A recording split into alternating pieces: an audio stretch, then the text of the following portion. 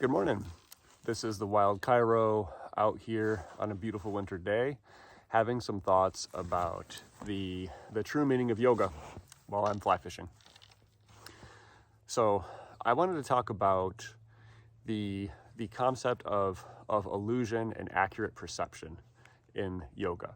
So if you actually read the Yoga Sutras by Patanjali, which is one of the oldest scripts on yoga, not the oldest, but old enough, beyond the past several hundred years. What you find is that the true meaning of yoga is not about becoming flexible or physically strong. The true meaning of yoga is accurate perception, cleansing yourself of impurities and illusions. So there is a very important health message in that. And that is because our nervous system is attuned to the world around us in order to do this. So yoga is not simply about personal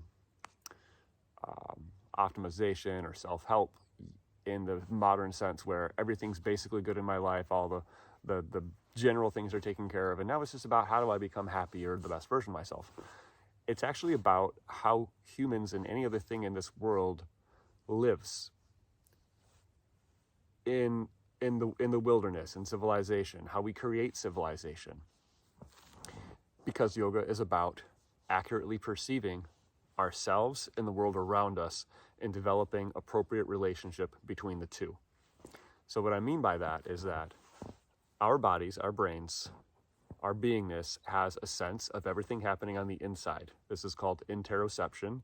It is a subconscious awareness of the internal events happening within our body.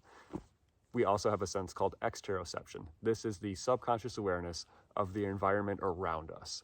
These two senses hook up to our autonomic nervous system. This is all below the level of consciousness. Now, as humans, we're able to integrate those feelings and experiences into our conscious awareness and to modulate them. However, that is also a very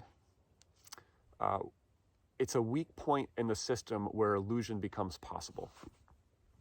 So what's very important is that we develop an accurate sense of what's happening inside of us and what's happening outside of us relative to our state of resourcefulness. So our current health status, financial status, energy levels, all those different things. We have to have a knowledge of them. Our bodies have to have an accurate internal awareness of them. So just as an aside, that's where chiropractic comes in.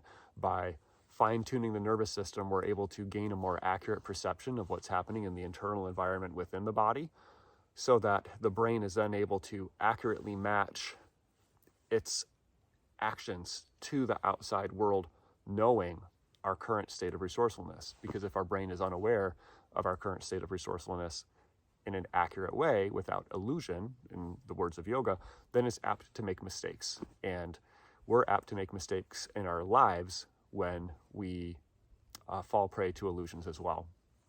So from a thermodynamic level, this is basically just about energy. This is about how much energy do I have within myself, how much energetic demand is on me from the outside world, how much opportunity to harvest energy from the outside world is available to me in this moment.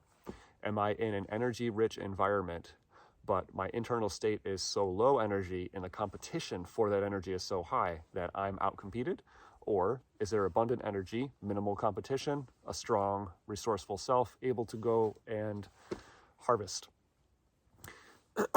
Ideally, we find the environment that we are able to meet accurately with, thrive at that level, and then from there, there's a concept called ecological succession where we octave up. And that is where yoga can become a self-help growth sort of thing, is that we accurately determine our current state, find a way to optimize, and then once we have banked resources, physical, mental, emotional, financial, then we level up.